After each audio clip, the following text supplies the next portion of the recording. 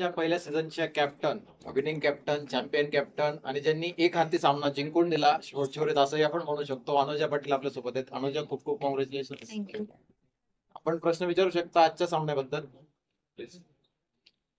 Anuja, captain snook खऱ्या अर्थाने म्हणता येईल. बॅटिंग मध्ये एक्सप्रेस आल्यावरती तुझी आणि श्वेताची पार्टनरशिप चालू होती, त्यावेळी हे खूप चर्चा चालू होती की हा एक्सपिरियन्स जो आहे, जो कामी येतोय, जिथे स्क्वेअर कट किंवा बिहाइंड द थर्ड मॅन त्या रिझन मध्ये तुम्ही मोठ्या प्रमाणावर रन स्कोर केला, तो एक आहे. ती स्ट्रॅटेजी बद्दल काहीतरी सांग. आणि दुसरा आहे शेवटची ओव्हर तुझ्या शब्दात कशी तू डिस्क्राईब करशील? ज्यावेळेस श्वेता माने आणि आम्ही खेळत होतो, तर आम्हाला माहिती होतं की आमच्या पार्टनरशिपची खूप गरज आहे आणि आम्हाला असं होतं की 16-17 ओव्हरपर्यंत आम्हाला दोघींना तिथे राहायचंय आणि आम्हाला आमचे स्ट्रॉंग एरियाज माहिती आहेत. त्याच्यावरतीच आम्ही बिलीव्ह करतो आणि त्याच्यामुळे आम्ही अशा मॅचेसमध्ये आपल्या स्ट्रॉंग एरियावरच खेळायचं, असं आम्ही कन्व्हर्सेशन करत असतो. आणि शेवटच्या ओव्हर बद्दल तसं तर प्रेशर माझ्यावरही होतं, पण माझा एक्सपिरियन्स यावेळेस कामाला आला असं म्हणायला काही हरकत नाही. आणि ऑफकोर्स पहिल्या बॉलवर सिंगल, दुसऱ्या बॉलवर 4 आली, पुढचे 2 बॉल सिंगल सिंगल, 2 बॉल 2 हव्यात. आणि त्या वेळेला मग as a captain, as a bowler, कुठेतरी मग तो काय विचार चालू असतो की आता 2च रन्स हव्यात. समोरच्या, खरं तर सामना समोरच्या टीमच्या हातात आहे, आपल्याला आपल्याकडनं काय करता येतं, ती थॉट प्रोसेस काय असते 2 बॉल्स? माझं असं होतं की मॅच लास्ट ओव्हरपर्यंत जाणार आणि मला माहिती होतं की माझी रिस्पॉन्सिबिलिटी काय आहे. ज्यावेळेस मी बॉलिंग करते तेव्हा मला माहिती होतं की माझा स्टॉक बॉल काय आहे आणि मी त्याच्यावरतीच बिलीव्ह करून तोच मी लास्टपर्यंत टाकत राहणार. आणि शेवटच्या 2 बॉलला मी तेच केलं, फक्त स्पीड व्हेरी केलं, पण माझा स्टॉक बॉल होता तेच मी लाईन अँड लेंथ तीच ठेवली होती. आणि रिटर्न कॅश एक्सपेक्टेड होता? अशा सिच्युएशनमध्ये काही सांगता नाही येत, पण सगळ्यासाठीच मी रेडी होते. सुपर. आणि पहिल्या WMPL ची विजेती करणार तर ही भावना काय? इतिहास घडला असं म्हणायला काही हरकत नाही आणि पहिलंच वर्ष होतं WMPLचं, तर महाराष्ट्र क्रिकेट असोसिएशन आणि रोहितदादा पवार तसेच टीम ओनर मनप्रीत सर, मुदिता मॅम यांना मी थँक्यू बोलते. कारण त्यांनी आमच्यावरती विश्वास ठेवून आम्हाला रिस्पॉन्सिबिलिटी आमच्यावर जी दिली होती, ती आम्ही चांगल्या पद्धतीने थ्रू आउट द टुर्नामेंट आम्ही पार पाडली आणि ॲज अ टीम आम्ही खेळलो. त्याच्यामुळे आम्हाला ट्रॉफी आम्हाला मिळाली. तुझ्या congratulations. Throughout the tournament मी एकही मॅच हरला नाही आणि कम्प्लिटली असं डॉमिनेट करत होतो ऑस्ट्रेलिया सगळ्यात समान. त्याबद्दल काय सांगाल? प्रॅक्टिस मॅचेसमध्ये आम्ही एकही मॅच जिंकलो नव्हतो. त्याच्यामुळे आम्हाला टुर्नामेंटच्या आधी आम्ही असं ठरवलं होतं की थ्रू आउट द टुर्नामेंट आम्ही डॉमिनेट करणार आणि आम्हाला ती जिंकायची भूक होती आणि त्याच्यामुळे आम्ही ॲज अ टीम आम्ही खेळलो आणि आम्ही जिंकलोही. आणि टीम मधल्या टुर्नामेंट मधल्या यंग प्लेयर्स कुठल्या अशा वाटतात की ज्या पुढे महाराष्ट्रामध्ये आणखी चांगलं कॉन्ट्रीब्यूट करतील? जसं खुशी मुल्ला आहे आणि चिन्मयी बोरफळे, तसेच सोलापूर स्मॅशर्समध्ये ईश्वरी अवसारे होती, भाविका अहिरे आहे. तसेच शाल्मलीने ज्या प्रेशर सिच्युएशनमध्ये येऊन बॅटिंग केली, तर तेही खूप तिची चांगली इनिंग होती. त्याच्यामुळे आम्ही मॅच असं वाटत होतं काही पॉइंटला की आमच्याकडून मॅच गेली.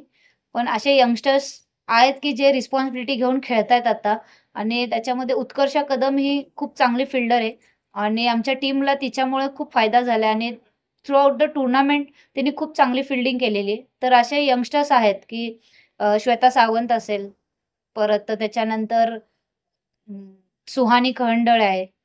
असे खूप बरेच यंगस्टर्स बघायला मिळाले या टुर्नामेंटमध्ये आणि नक्कीच ते महाराष्ट्रासाठी खेळतील, तसेच इंटरनॅशनल खेळतील आणि महाराष्ट्राला ट्रॉफी घेऊन देतील.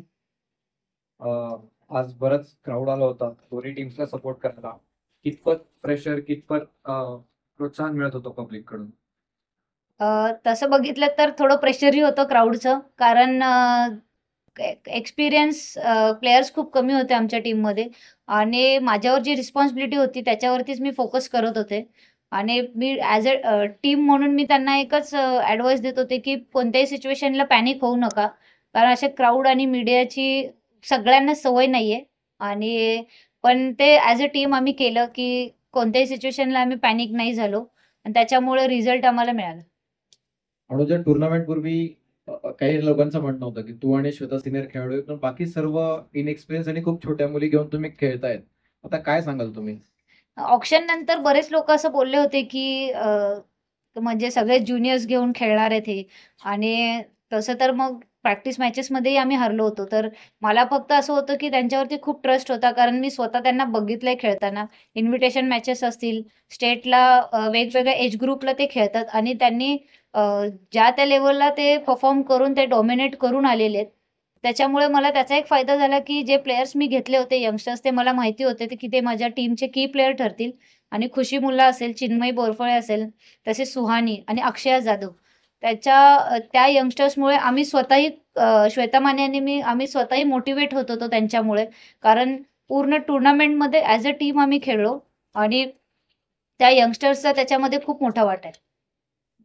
फायनलचा सामना फायनलच्या सामन्यासारखाच झाला. अत्यंत रोमांचक झाला होता सामना. सामन्यात भरपूर टर्निंग पॉईंट होते. पण तुमच्या मतानुसार सामन्याचा मेन टर्निंग पॉईंट कुठला होता? जी 19th ओव्हर होती, 19वी ओव्हर, त्याच्यामध्ये आम्ही 5 रनच दिले. त्याच्यामुळे मी लास्ट ओव्हरला जेव्हा मी आले त्याच्या 6 बॉलमध्ये 9 रन होते. त्याच्यामुळे मला असं वाटलं होतं की मी डिफेंड करू शकेन. पण जी 19 ओव्हर होती ती खूप महत्त्वाची होती.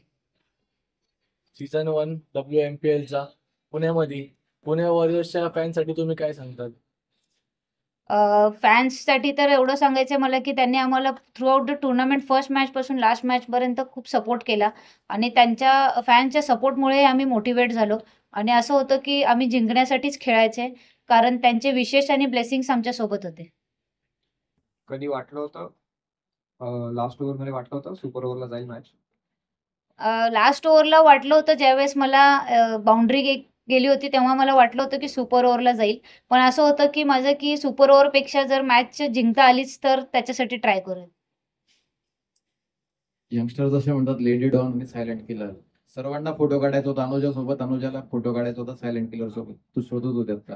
ही जोडी किती कामाला आली शेवटपर्यंत टीम सोबत?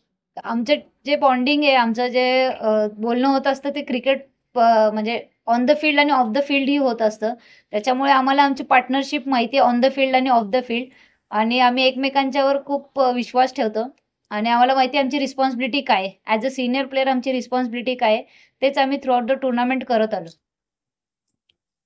आणि तुम्ही विजेते झाले, पुन्हा एकदा तुझं अभिनंदन. आणि एक सल्ला काय देशील या प्लॅटफॉर्म थ्रू ज्या नवीन मुली क्रिकेट करिअर म्हणून पाहतात त्यांच्यासाठी?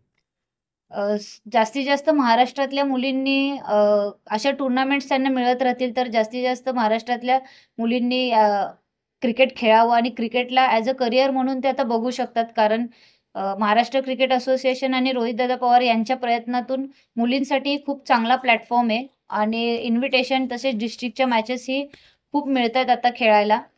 त्याच्यामुळे मला असं वाटतंय की महाराष्ट्रातल्या सर्व छोट्या-छोट्या गावातून किंवा शहरातून येणाऱ्या ज्या मुली असतील, त्यांनी ॲज अ क्रिकेटर म्हणून करिअर करायला काही हरकत नाही. Thank you Anuja. Thank you. Congratulation. Thank you. फोटोसाठी फोटो